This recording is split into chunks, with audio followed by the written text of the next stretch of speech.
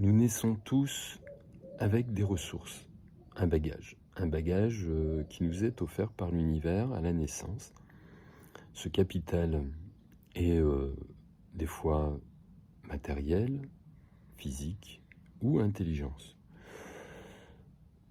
Lorsque c'est le physique, on a plutôt un physique agréable qui nous fasse attirer à nous un monde extérieur favorisant ce qu'il voit de l'aspect, j'allais dire, matériel du corps et du visage.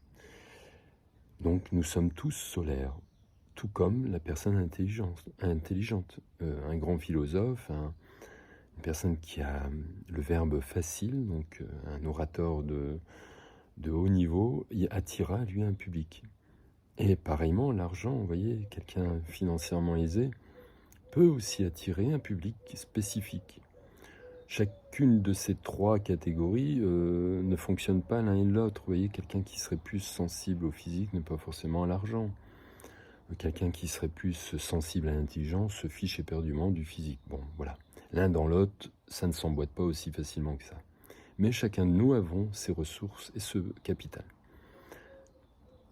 En observant la vie, ma vie notamment, je me rends compte que ce capital est amené à grandir. On m'amène des éléments extérieurs, puisque je suis solaire, comme chacun de nous, dans ma spécificité. J'attire à moi donc un public particulier. Ce public particulier me permet bien sûr de grandir en moi, de comprendre des choses.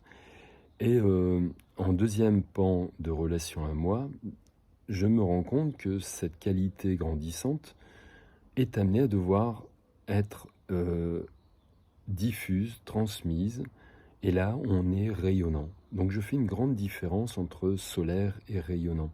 Être solaire, c'est attirer à soi un matériel qui nous permet bien sûr d'évoluer, d'expérimenter. Donc le matériel, ça peut se déterminer comme une expérience, ça peut être physique, émotionnel, ça peut être des événements, vous voyez, tout ce contenant. Donc on est amené à un moment donné à devoir rayonner. Et rayonner, c'est de transmettre de cette qualité. De ce fait, la beauté n'est pas uniquement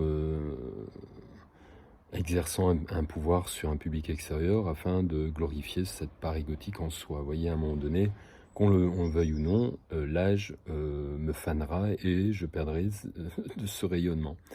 Donc on est impérativement dans ce domaine de relation à soi où si l'on ne prend pas conscience que chaque chose, chaque richesse interne et ressources internes sont que éphémères dès lors où on n'est pas dans cette capacité de transmuter cette énergie pour la mettre au service du monde extérieur. Et c'est là où ça devient intéressant. Ça veut dire que quelqu'un de belle ou beau, qui puisse des fois au travers de sa beauté transmettre des messages de vérité, voyez, transmettre et sensibiliser des gens sur des problématiques, les éveiller, c'est magnifique.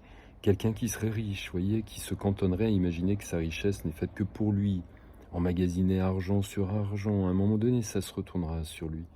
S'il n'est pas capable de rayonner de cette aisance financière. Et de ce fait, de pouvoir transmettre, de construire des écoles, voyez, que cet argent soit utile au monde extérieur. Et également pour l'intelligence. Avoir de l'intelligence que pour soi, attirer un public et rayonner de son ego, c'est pas tellement glorieux. À l'inverse, cette intelligence, si elle est utilisée pour construire des écoles, pour faciliter la tâche d'un monde extérieur matériel et lui permettre d'accéder à du temps libre. Vous voyez, tout ça. Donc, chacun de nous, nos ressources sont apportées à grandir à partir d'un contenant, je dirais cette fois-ci, matériel, pour faire grandir ce contenu interne. Et une fois que ce contenu arrive à un niveau qui est plutôt honorable, d'être dans la capacité de rayonner et de le transmettre vers le monde extérieur.